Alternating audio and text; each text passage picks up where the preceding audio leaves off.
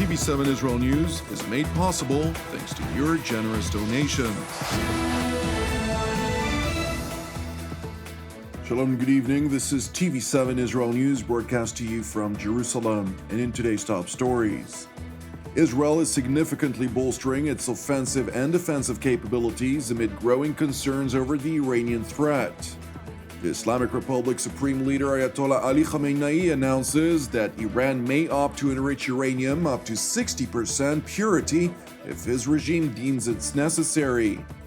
The Iranian-backed Houthi militia in Yemen is deliberately withholding humanitarian aid days after the United States removed it from its terrorist list for fear of dire humanitarian consequences. Israel is closely monitoring the latest developments in all that relates to the global response vis-à-vis the Islamic Republic of Iran's nuclear-related activities. Prime Minister Benjamin Netanyahu convened a meeting with top cabinet ministers and security officials yesterday, during which discussions ensued regarding Jerusalem's position on the Biden administration's estimated entry into negotiations with Iran over the Joint Comprehensive Plan of Action, or JCPOA, which is the technical term for the so-called 2015 nuclear agreement. And while the meeting focused on deliberations regarding the broader issues presented by the Islamic Republic, no operative decisions were reportedly made as of yet. Nevertheless, security sources informed TV7 that Israel is ratcheting up preparations to substantiate a credible military threat to guarantee that the Ayatollah regime, regardless of international dynamics, will not attain nuclear weapon capabilities. To that end, Jerusalem approved the IDF's acquisition plan to procure 2 US-made KC-46 tanker jets out of a total of up to 8, which will significantly expand the Israeli Air Force reach to strike any distant target threatening the Jewish state. In addition to the tankers, the IDF received the green light to acquire a 3rd stealth F-35 squadron, heavy lift helicopters, advanced munitions, and more, all of which will be procured from the United States defense industry in cooperation with U.S. military channels. And while all of the aforementioned military hardware will be procured from the United States, once delivered, it will be fitted with unique Israeli systems in accordance with the operational requirements of the Israeli Air Force. Furthermore, alongside the bolstering of Israel's offensive capabilities, which Defense Minister Benny Gantz labeled as critical at this point in time, the Israeli Missile Defense Organization and the U.S. Defense Department Missile Defense Agency jointly announced last week the commenced development of the Arrow 4 weapon system, the next generation of exo-atmospheric interceptors, which will further enhance Israel's aerial defense capabilities. We are starting the development of Arrow 4 system at a symbolic time, 30 years after the Gulf War, which led to the establishment of the Israeli Missile Defense Organization and the beginning of joint US-Israeli Missile Defense Cooperation. Over the last 3 decades, we have developed one of the most advanced missile defense array in the world, built of 4 combat-proven operational layers. These capabilities are being constantly improved against emerging threats.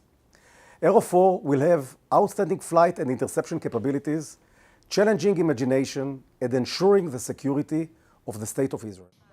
It is important to highlight that Jerusalem's proactive efforts to bolster its defensive and offensive capabilities are evidently made in close cooperation with the United States as part of the latter's commitment to Israel's national security interests, including its regional qualitative military edge.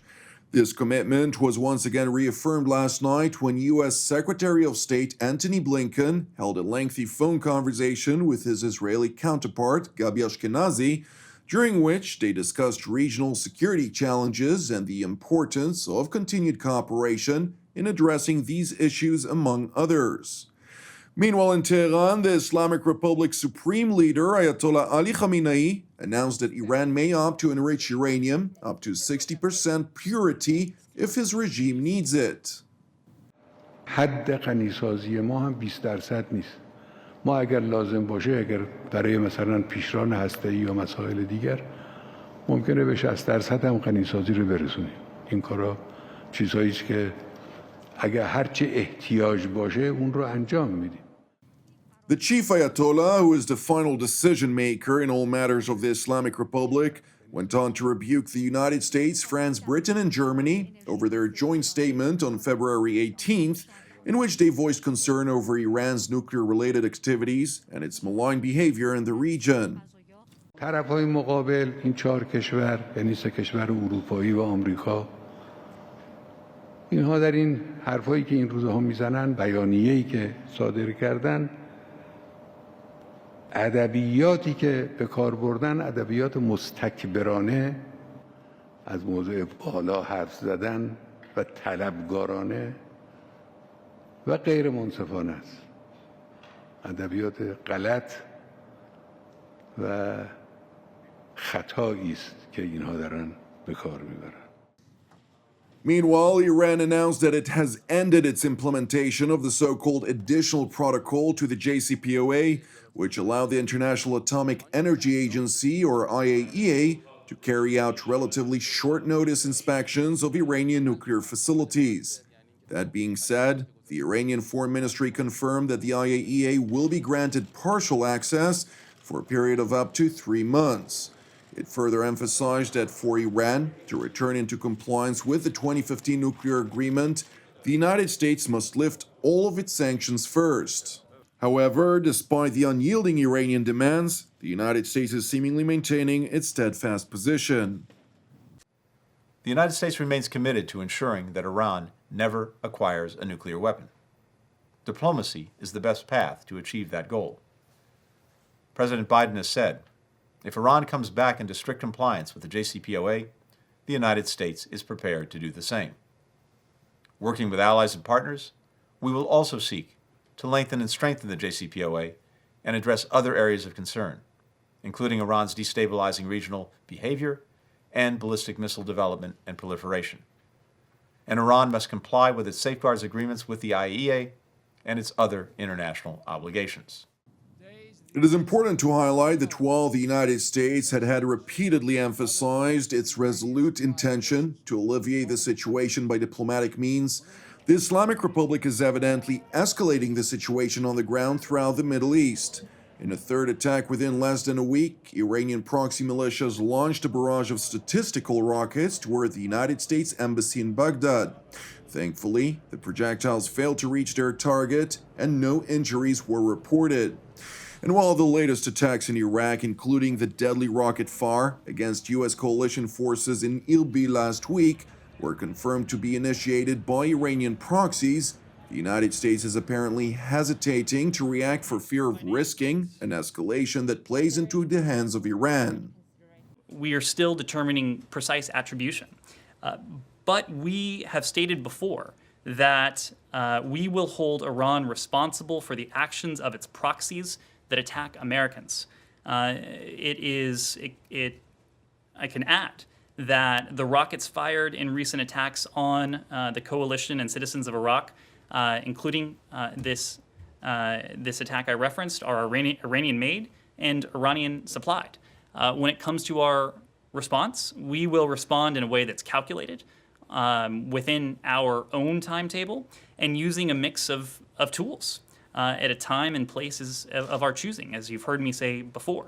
What we will not do is lash out and risk an escalation that plays into the hands of Iran and contributes to their attempts to further destabilize Iraq.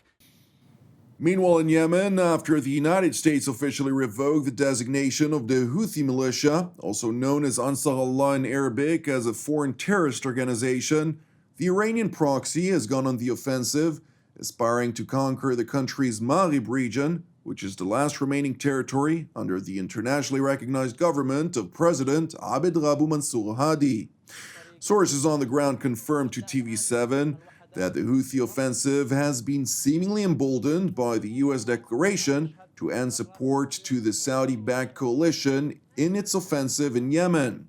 The source, who agreed to be labeled as a Western contractor operating in Yemen, mentioned that while the Iranian-backed militants have lost more fighters in its latest offensive than any previous battle, their determination to advance at any cost is astounding. The statement by the unnamed source was later confirmed when a Houthi spokesman affirmed that their forces would keep fighting until, quote, the entire country is liberated. It is crucial to point out that the U.S. decision to remove Ansar Allah from its terrorist list for fear of dire humanitarian consequences has evidently reassured the Iranian-backed group that it can deliberately harm civilians without concerns of being held accountable for their actions. Civilians bear the brunt of the hostilities, as always.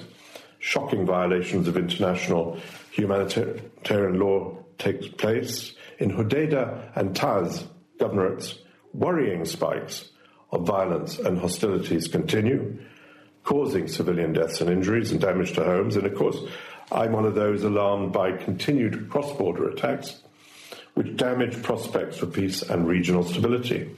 Ansar Allah authorities regularly delay routine processes. They regularly attempt to interfere with aid delivery, and they regularly harass aid agencies and staff. This is unacceptable. Thank you for watching us. As part of TV7 Israel's prayer initiative, I would like to encourage you today to join myself and the team here in Jerusalem to lift up Myanmar in prayer for its salvation and peace, alongside prayers for our persecuted brothers and sisters around the world, in addition to our ongoing prayers, of course, for the peace of Jerusalem, the salvation of Israel, and for all those who are impacted by the corona contagion and its numerous ramifications worldwide. I'm Jonathan Hassan, wishing you an Erev Tov U'Mevorach, and we will see you again tomorrow at the same time.